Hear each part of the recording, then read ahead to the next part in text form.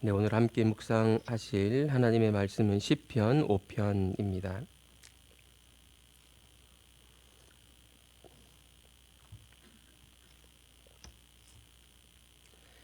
시편 5편 1절에서 12절까지의 말씀을 우리 한 절씩 교독하겠습니다. 여호와여, 나의 말에 귀를 기울이사 나의 심정을 헤아려 주소서.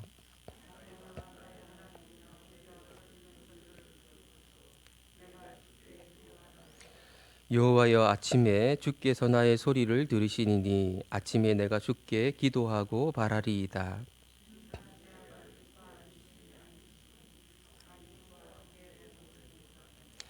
오만한 자들이 주의 목전에 서지 못하리이다. 주는 모든 행악자를 미워하시며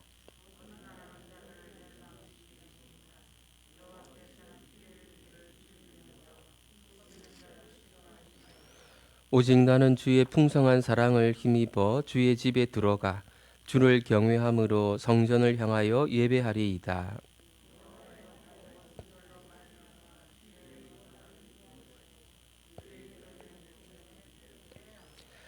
그들의 입에 신실함이 없고 그들의 심중이 심히 악하며 그들의 목구멍은 열린 무덤 같고 그들의 혀로는 아첨 하나이다.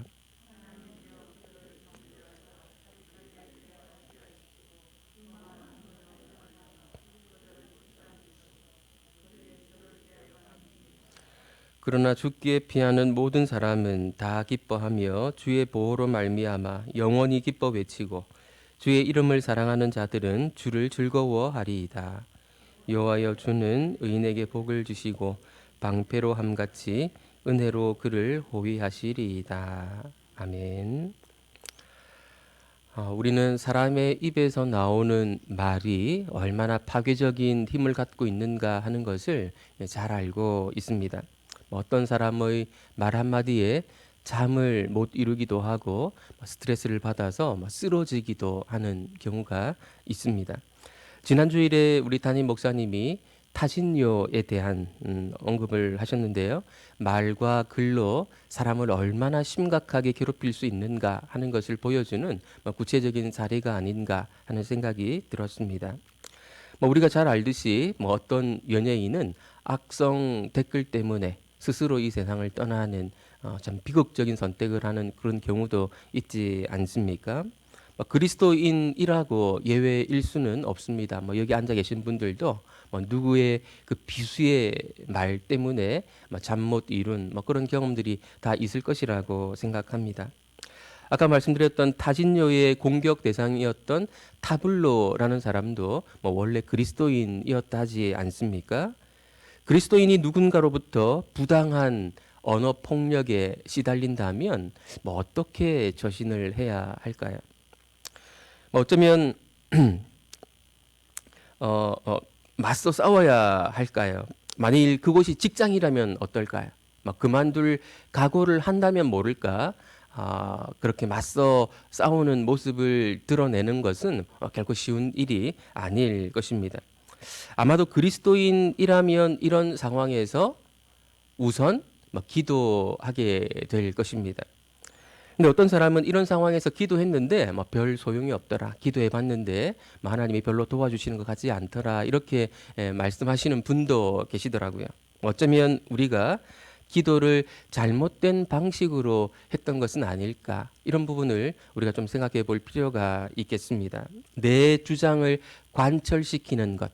그것을 기도라고 생각한다면 내가 원했던 방식으로 이루어지지 않았기 때문에 기도 응답을 하나님이 주시지 않았다 이렇게 말할 수 있겠지요. 성경 시대에도 우리와 유사한 문제로 고민했던 하나님의 사람들이 있었습니다. 그리고 그 사람들은 하나님께 나와서 우리에게 모범이 될 만한 방식으로, 본보기가 될 만한 방식으로 하나님께 기도를 했었고 또 응답을 받았는데요. 그 내용들이 시편에 고스란히 담겨 있어서 우리도 그분들을 통해서 기도하는 방법을 배울 수 있게 됩니다. 오늘 시편 5편을 통해서 좀 억울한 상황 가운데에서 그리스도인은 어떻게 기도해야 되는지 처음부터 마지막까지를 한번 살펴보려고 합니다. 1절, 2절 말씀 우리 같이 한번 다시 읽어보겠습니다. 여호와여, 나의 말에 귀를 기울이사 나의 심정을 헤아려 주소서. 나의 왕 나의 하나님이여 내가 부르짖는 소리를 들으소서. 내가 주께 기도하나이다. 우리가 먼저 살펴봐야 할 것은 기도에 본격적으로 들어가기 전에 가져야 되는 기도자의 기본 자세입니다. 기본 자세에 대해서 몇 가지를 좀 살펴보려고 하는데요. 기도자는 기도한다는 말을 다양하게 표현하고 있습니다. 나의 말에 귀를 기울여 주십시오. 나의 심정을 헤아려 주십시오. 내가 부르짖는 소리를 들어 주십시오. 이렇게 기도에 대해서 다양하게 표현하는 것을 통해서 기도자는 자신의 간절함을 묘사하고 있습니다. 반드시 꼭 들어달라는 것이지요. 기도자가 지녀야 될 첫 번째 태도가 있다면, 기본적인 자세가 있다면 그것은 간절함이라고 말할 수 있습니다. 안 들어주시면 말고라는 태도는 기도하는 자세로서 적절치 않다는 것이죠. 하지만 간절함만 있다고 하나님께서 기도를 다 들어주시는 것은 아닙니다. 더 중요한 요소가 있습니다. 기도자에게 더 중요한 것은 하나님에 대한 자세, 곧 하나님이 어떤 분이신가 하는 것에 대한 나의 이해에 있습니다. 하나님과의 바른 관계라고 말할 수도 있겠고요. 어떤 사람은 기도할 때 보면 아주 실제적인 차원에서 하나님을 종 취급합니다. 이것저것 들어달라고 조르기 바쁘고요. 그리고 원하는 대로 기도 응답이 주어지지 않으면 원망하고 하나님께 심지어 화를 내기도 하는 그런 태도는 하나님을 실제적인 차원에서 종 취급하는 것이라고 말할 수 있겠지요. 시편 5편의 이 기도자는 하나님을 나의 왕, 나의 하나님이라고 묘사하고 있습니다. 호칭하고 있습니다. 하나님이 왕이시라는 것이죠. 무슨 말입니까? 기도에 어떤 방식으로 응답하시는가 하는 것은 하나님 마음, 전적으로 하나님 마음이라는 것입니다. 이것이 하나님을 왕이라고 호칭하는 의미이지요. 왕은 그런 자격을 갖고 있는 대상이거든요. 기도 중에 하나님이 어떤 말씀을 주시면 또는 어떤 마음을 주시면 내가 전혀 기대하지 않았던 방식이라 할지라도 그것을 받아들이고 따르는 것이 하나님을 나의 왕으로 삼는 자의 바른 자세인 것입니다. 기도자의 이런 자세를 우리가 배울 필요가 있습니다. 기도하는 중에 내가 처음 가졌던 그 마음과 다른 마음을 주신다면 다른 마음을 주시는 대로 받아들일 수 있는 그런 자세를 가지고 있어야 한다는 말입니다. 그것이 내가 기도하는 대상이 왕이시라고, 진짜 하나님이시라고 생각하고 기도하는 자의 자세인 것이거든요. 기도자는 이 기도를 아침에 드리고 있는 것으로 보입니다. 3절 말씀 우리 같이 한번 읽어보겠습니다. 여호와여 내가 주께 기도하고 바라리이다. 꼭 아침에 기도해야 한다는 법은 없습니다. 사실 시편 4편은 저녁에 드렸던 기도로 보이거든요. 아침에도 기도하고 저녁에도 기도하면 좋은 것이죠. 하지만 아침에 기도할 때 유익이 있습니다. 아침은 하루를 시작하는 시간이 아닙니까? 일상을 본격적으로 시작하기 전에 왕이신 하나님을 아련하는 것입니다. 하나님을 먼저 구하는 것이지요. 오늘 우리가 큐티하는 것과 비슷하고 어쩌면 새벽 기도회에 나와서 먼저 하나님을 만나는 것과 유사하다고 말할 수 있을 것 같습니다. 하루를 시작하기 전에 왕이신 하나님을 아련하고 하루를 그분을 또는 그분의 말씀을 염두에 두면서 살아가는 것이죠. 일상을 살아가면서 누구를 만날 수도 있고 어떤 사업을 따내야 되는 수도 있는데 하나님을 또는 하나님의 말씀을 염두에 두면서 그 일을 시작하기 좋은 시간이 바로 아침이라는 시간입니다. 내 방식대로 하루를 사는 것을 포기하고 왕이신 하나님을 자신의 삶에서 구현해 내리라는, 그분의 통치를 받으리라는 각오를 할 수 있는 좋은 시간이 바로 아침인 것이죠. 정리해서 말씀드리면 기도자가 본격적으로 기도하기에 앞서서 가져야 되는 기본적인 자세 3가지가 있는데, 먼저는 간절함으로 기도해야 한다는 것이고요. 기도 중에 주시는 마음에 어떤 말씀에 순종할 각오를 가지고 기도해야 한다는 것이고요. 하루의 삶을 하나님이 주신 마음 또는 말씀으로 살 각오를 하고 기도를 해야 한다는 것입니다. 이런 기본적인 자세가 잘 준비된 상황에서 본격적인 기도에 들어가는 것이죠. 4절부터 기도자의 본격적인 기도가 시작이 되는데요. 여기서 주목해야 할 것은 하나님께 요구하고 바라는 기도, 즉 간구 기도를 먼저 하지 않는다는 것입니다. 기도자가 기도하고 있는데 먼저 이것저것 해 주십시오라고 기도하지 않고 먼저 하고 있는 것이 있는데, 그것은 하나님의 성품을 묵상하는 것입니다. 하나님이 어떤 분이신가를 먼저 깊이 생각하는 것입니다. 4절 말씀 같이 보겠습니다. 주는 죄악을 기뻐하는 신이 아니시니 악이 주와 함께 머물지 못하며.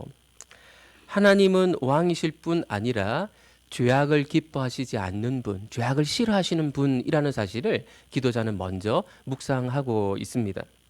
하나님이 이런 분이라고 고백하고 묵상했다면 이 기도자의 삶이 어떠했으리라고 예상할 수 있겠습니까? 하나님이 죄악을 기뻐하시지 않는 분, 죄악을 심히 미워하시는 분이라고 생각하는 사람이 바로 이 기도자였다면 아마도 이 기도자의 삶은 악인들의 꾀를 따르지 않으려고 노력했을 것이고, 죄인들의 길에 서지 않으려고 노력했을 것이고, 오만한 자들의 자리에 앉지 않으려고 노력하는 삶을 평소에 살아왔을 것입니다. 하나님을 그런 분이라고 생각한다면 그런 삶을 살았을 것입니다. 하나님이 어떤 분이신가에 대한 이해 또는 믿음이 우리의 행동을 결정하거든요. 그래서 우리가 어떻게 행동하고 있다면 사실 그 행동 이면에는 자신이 이해하고 있는 하나님이 어떤 분이신가가 드러나고 있는 것이죠. 하나님에 대한 이해, 하나님에 대한 믿음이 우리의 행동으로 표출되게 되어 있기 때문에 그렇습니다. 기도자는 하나님이 죄악을 싫어하시는 분인 줄 알기 때문에 죄악을 가까이 하는 사람들이 하나님을 가까이 할 수 없다고 말하고 있습니다. 5절 6절 말씀도 우리 같이 한번 읽어보겠습니다. 오만한 자들이 주의 목전에 서지 못하리이다. 주는 모든 행악자를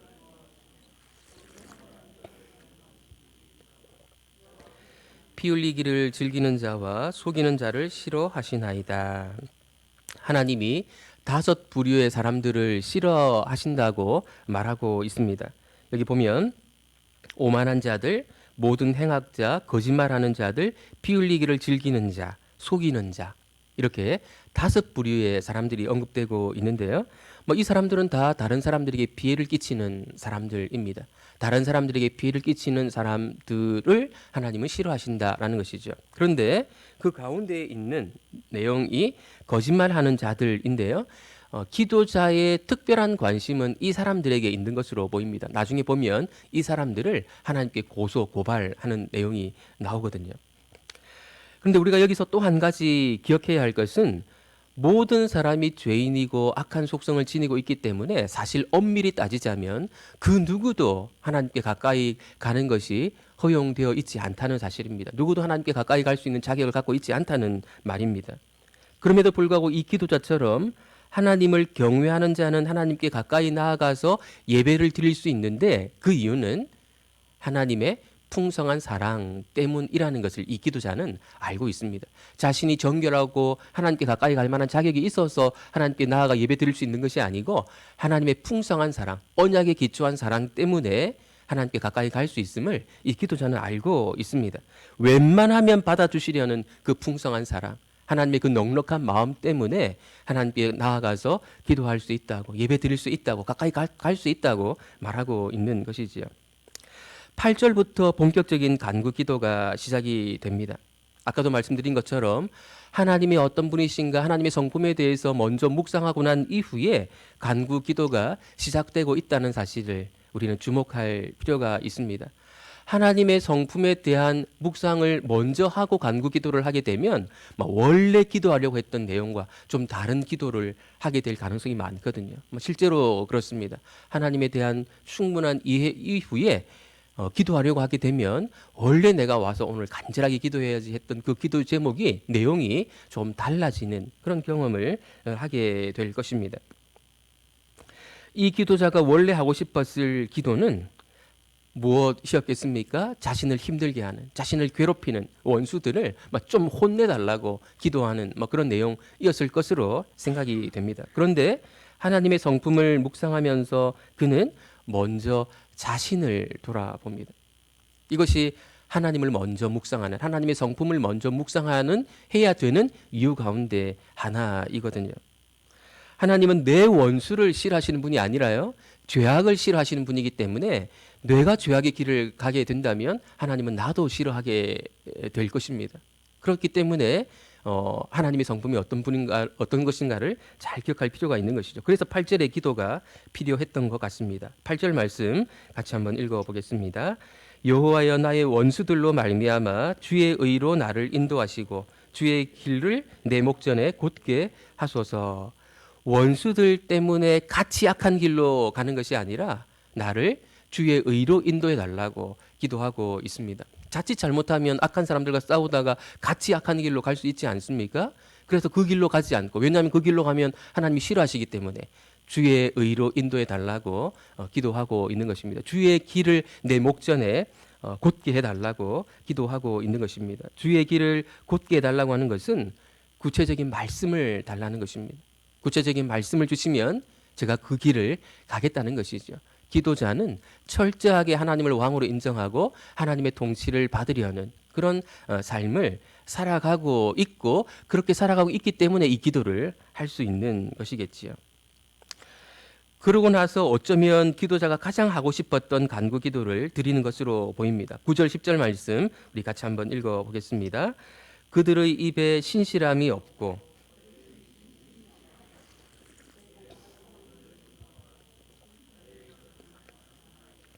하나님이여 그들을 정죄하사 자기 죄에 빠지게 하시고 그 많은 허물로 말미암아 그들을 쫓아내소서. 그들이 주를 배역함이니이다. 9절 말씀을 보면 기도자를 괴롭히는 사람들이 어떤 방식으로 이 기도자를 괴롭혀 왔는가 하는 것에 대한 힌트를 얻게 됩니다. 입, 목구멍, 혀가 언급되는 곳으로 볼 때 말로 이 기도자를 괴롭혀 왔던 것으로 생각이 됩니다. 자신이 윗사람에게 인정받으려고 이 기도자를 모함하는 형식의 말을 했을 가능성이 많아 보입니다. 이런 방식으로 다른 사람을 험담하는 것, 있지 않은 것을 부풀려서 다른 사람을 안 좋게 여기게 만드는 그런 말을 전하는 것, 이것은 악한 일이죠. 아까 서두에서 제가 말씀드린 것처럼 이런 행태에 너무 심한 스트레스를 받아서 자신의 삶을 포기하려는 욕구를 만들어내지 않습니까? 자신의 목숨을 스스로 포기하기까지 하는 그런 일들을, 그런 결과물을 만들어내지 않습니까? 그래서 기도자는 자신을 힘들게 한 사람을 마음껏 비난하고 고소합니다. 좀 신랄하게 비난하죠. 자기 꾀에 스스로 빠져서 망하게 해주소서 이런 기도를 드리고 있습니다. 누구한테 그렇게 하는 것입니까? 자기를 괴롭힌 그 사람한테 하는 것이 아니고 하나님께 하는 것이죠. 만약에 그 사람한테 똑같이 이렇게 말을 한다면 그 사람과 똑같은 사람이 되는 것이지 않겠습니까? 그러나 하나님 앞에서는 이렇게 할 수 있습니다. 하나님도 이런 사람을 싫어하신다고, 죄를 싫어하신다고 말씀하셨으니까요. 우리 그리스도인들은 하나님 앞에서 억울했던 일, 속상했던 일을 다 고해 바칠 수 있습니다. 그렇기 위해서 우리가 이 새벽 시간에 또 저녁 시간에 나와서 기도하는 것 아니겠습니까? 어떤 목사님, 이분은 기도에 대해서 강의를 많이 하시는 분이신데요. 어제 세미나 때도 저희가 지금 목회자들이 세미나에 참여하고 있는데 세미나 때에도 기도에 대해서 말씀하시면서 그런 말씀을 하시더라고요. 자기를 힘들게 하는 사람에 대해서 하나님 앞에 기도할 때 심지어 욕을 해도 괜찮다고, 하나님 앞에서는 그러면서 감정을 좀 치유받을 수 있는 그런 시간을 가지라고, 그 사람 앞에서는 그렇게 하지 않고 하나님 앞에서는 그렇게 할 수 있다고, 우리 아버지시니까 그렇게 말씀을 하시더라고요. 근데 그 다음이 더 중요한데요. 실컷 욕하고 또 하나님께 고발하고 난 이후에는 하나님께 그 처분을 온전히 맡겨 드리는 것입니다. 그것이 하나님을 왕으로 대우해 드리는 방식이거든요. 그렇게 기도하고 난 이후에도 마음에 미워하고 그렇게 해서는 안 되고, 이제 하나님께 다 기도했으니 죄악을 싫어하신 하나님께서 알아서 처분해 주시리라, 이렇게 믿고 살아가는 것이죠. 그리고 그리스도인들은 오히려 그 사람을 대할 때는 원수를 사랑하라고 하신 예수님의 말씀을 기억하면서 사랑해 주려고 하면 되는 것입니다. 어렵겠지만요. 그것이 우리가 해야 되는, 가야 되는 길인 것이죠. 말씀을 정리하겠습니다. 우리 그리스도인들은 이 세상에서 여러 모양의 고난을 당하게 되어 있습니다. 모욕적인 말에 또 없는 말을 덧붙여서 하는 그런 어떤 모함적인 그런 말에 스트레스를 받을 수 있고, 지금 어쩌면 받고 있을지도 모르겠습니다. 우리에게는 기도라고 하는 최고의 선물이 있지 않습니까? 예수님도 우리에게 기도하라고 말씀하셨는데 제자들에게 하신 말씀을 보면 뭐 거의 명령에 가깝습니다. 기도하라고 말씀하셨습니다. 하지만 기도에 대해서 우리가 몇 가지 기억하고 있어야 될 그런 사실들이 있는데요. 우리의 기도를 들으시는 그 분은, 그 주체는 우리의 종이 아니라 우리의 왕이시라는, 우리의 주권자이시라는 사실입니다. 기도 중에 우리에게 주시는 마음을, 또 주시는 말씀을 온전히 수용할 준비가 되어 있어야 합니다. 끝까지 내 고집을 관철시키려고, 내 주장을 관철시키려고 하는 태도는 잘못된 기도의 태도이고 잘못된 기도의 결과를 낳을 수 있습니다. 우리가 기도하는 원하는 바를 간구하기 전에 하나님을 충분히 묵상할 필요가 있습니다. 하나님을 충분히 묵상하다 보면 내 모습을 들여다볼 수 있게 되고 연약한 나를 위해서 먼저 기도해야 된다는 사실을 깨닫게 될 것입니다. 그리고 어쩌면 내가 미워했던 그 사람에 대한 태도도 달라질 가능성이 많이 있습니다. 하나님 앞에 속상했던 일들을 솔직하게 다 털어 놓으십시다. 우리 아버지시고 또 우리를 만드신 분이시고 또 그분의 아들이 우리와 똑같은 몸을 입고 이 땅에 오셔서 고초를 당하셨기 때문에 우리의 어려움들을 잘 살피시는 분이십니다. 이 시간에, 기도하는 시간에 우리의 상한 마음들이 많이 회복될 것입니다. 그리고 하나님께 다 맡기는 것이 중요합니다. 그렇게 할 때 하나님께서 우리에게 기쁨을, 즐거움을 회복시켜 주실 것입니다. 마지막 구절 11절 12절 말씀 읽고 마치도록 하겠습니다. 그러나 주께 피하는 모든 사람은 다 기뻐하며 주의 보호로 말미암아 영원히 기뻐 외치고 주의 이름을 사랑하는 자들은 주를 즐거워하리이다. 여호와여, 주는 의인에게 복을 주시고 방패로 함같이 은혜로 그를 보위하시리이다. 이란 은혜가 이 자리에 계신 모든 분들에게 있게 되기를 예수님의 이름으로 축원드립니다. 기도하겠습니다.